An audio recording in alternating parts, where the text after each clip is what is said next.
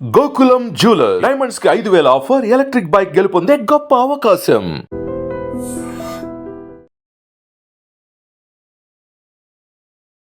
నమస్కారం, welcome to I dream. ధర్మ మార్గం విత్ విజిత కార్యక్రమానికి స్వాగతం.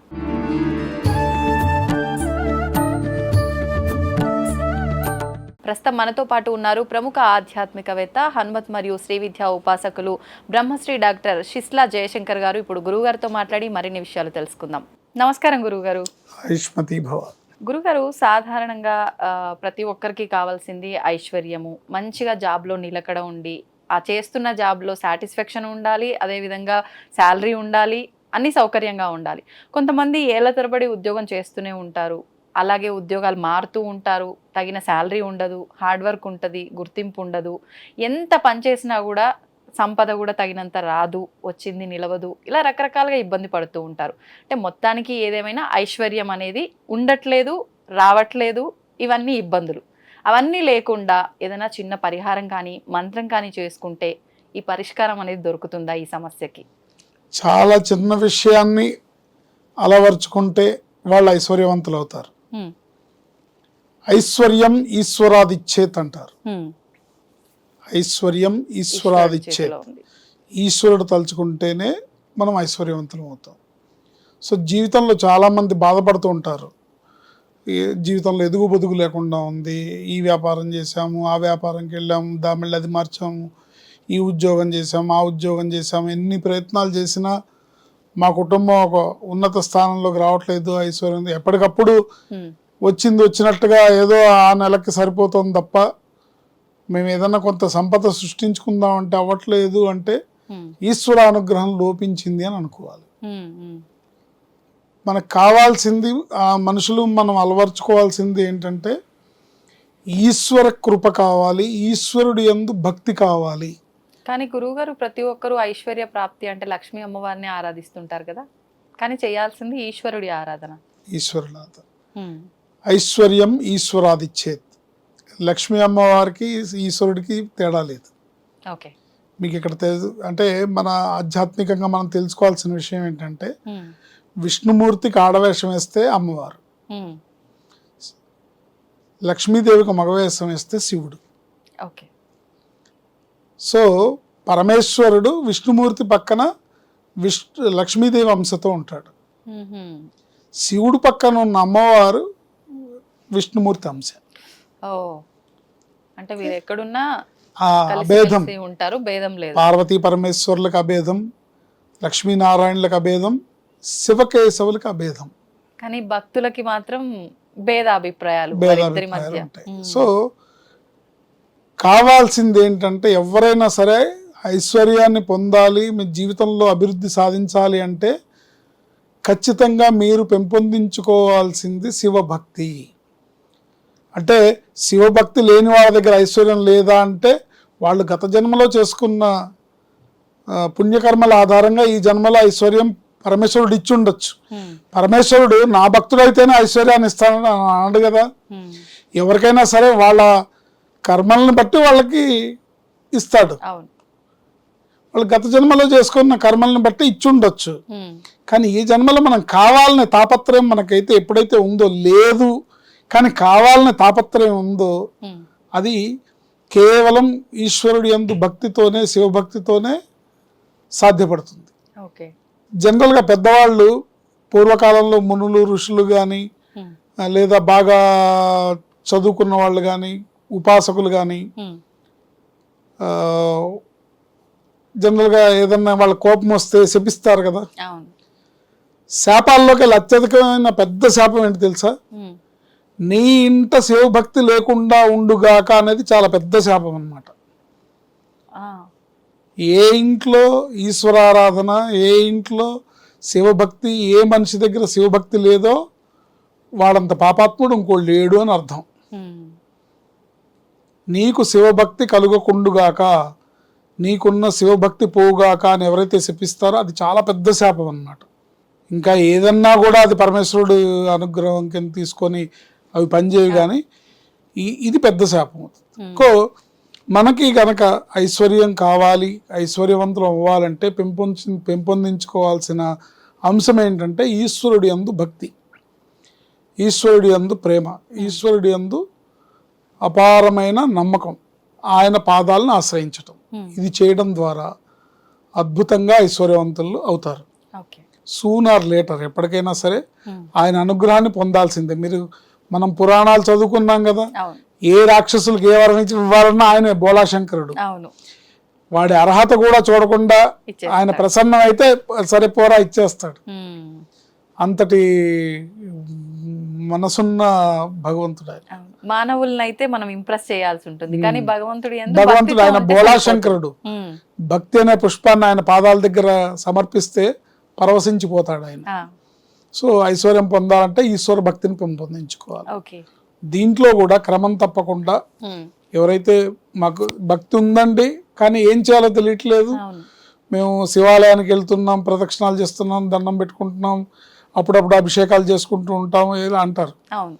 అయితే రెగ్యులర్గా ఎవరైతే త్రయోదశి రోజు ప్రదోష కాలంలో ఈశ్వరాభిషేకం ఈశ్వరార్చన చేస్తారో వాళ్ళు శీఘ్రగతిలో ఐశ్వర్యవంతులు అవుతారు. విష్ణుమూర్తికి ఏకాదశి ఎంత ప్రీతికరమో పరమేశ్వరుడికి త్రయోదశి అంత విశేషం. ఎందుకని గురువుగారు? త్రయోదశి రోజు ప్రదోష కాలంలో పరమేశ్వరుడు కైలాసంలో ఆనంద తాండవం చేస్తూ ఉంటాడు. ఆయన ఆనంద తాండవం చేస్తుంటే ఆ తాండవాన్ని చూడడానికి ముక్కోటి దేవతలు ఆ సమయంలో ఆయన సన్నిధిలో ఉంటారు. ఆ సమయంలో శివుణ్ణి గనక మనం అర్చిస్తే, పూజిస్తే, అభిషేకిస్తే ముక్కోటి దేవతానుగ్రహం లభిస్తుంది, సర్వదేవతానుగ్రహం లభిస్తుంది. కనుక ఎవరు ఐశ్వర్యవంతులు అవ్వాలన్నా త్రయోదశి రోజు ప్రదోషకాలం. ప్రదోషకాలం అంటే సూర్యాస్తమయానికి 45 నిమిషాల ముందు, 45 నిమిషాల తర్వాత. ఈ 90 నిమిషాలని ప్రదోషకాలం అంటారు. ఈ ప్రదోషకాలంలో ఎవరైతే శివుడి యందు అర్చనలోను, శివభక్తితోను, శివనామస్మరణతో, శివుడి యొక్క సన్నిధిలో, మీరు దేవాలయంలో చేసుకోండి, మీ ఇంట్లో చేసుకోండి, దేవాలయానికే వెళ్తేనే ఆయన అనుగ్రహం లభిస్తుంది అనుకోద్దు. ఈశ్వరుడు సర్వత్రా వ్యాప్తించి ఉన్నాడు.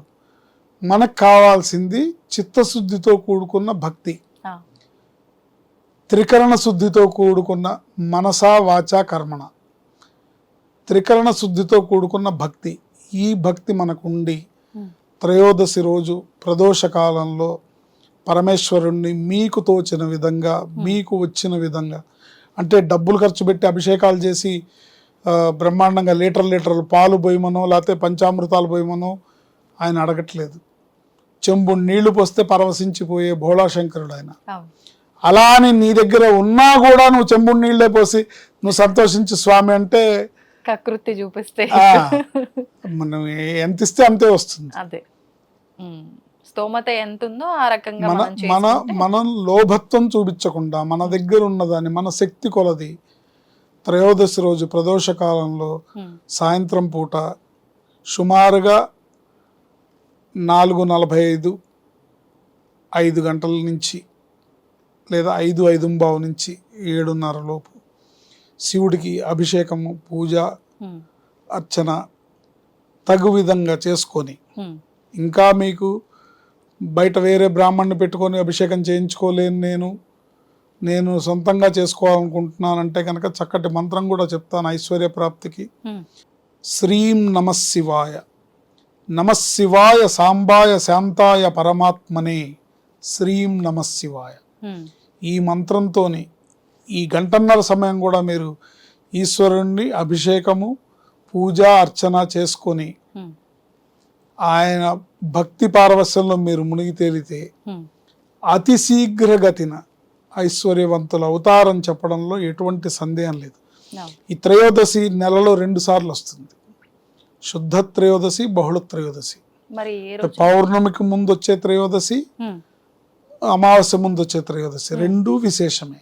2 విశేషమే, 2 సార్లు చేసుకోవాలి. ఇప్పుడు ఏకాదశి వ్రతం 2 ఏకాదశులకు ఉంటారు కదా, అట్లాగా త్రయోదశి వ్రతాన్ని ఆచరించి ఎవరైతే ఈశ్వర భక్తిని పెంపొందించుకొని నమశివాయ సాంబాయ శాంతాయ పరమాత్మనే శ్రీం నమశివాయ, శ్రీం నమశివాయ, నమశివాయ సాంబాయ శాంతాయ పరమాత్మనే శ్రీం నమశివాయ అనే మంత్రంతో స్వామిని అర్చించుకుంటే అతి శీఘ్రగతిన ఐశ్వర్యాన్ని పొందే అవకాశం ఆ కుటుంబానికి ఉంటుంది. ఓకే. పైగా ఈశ్వరుడిచ్చే ఐశ్వర్యాన్ని ఎవరు మళ్ళీ వెనక్కి కూడా తీసుకోలేరు. ఎవరు తీసుకోగలుగుతారంటే నువ్వు చేసే పాపకర్మలే తీసుకోగలవు తప్ప వేరెవరు తీసుకోలేరు. ఓకే. ఓకే.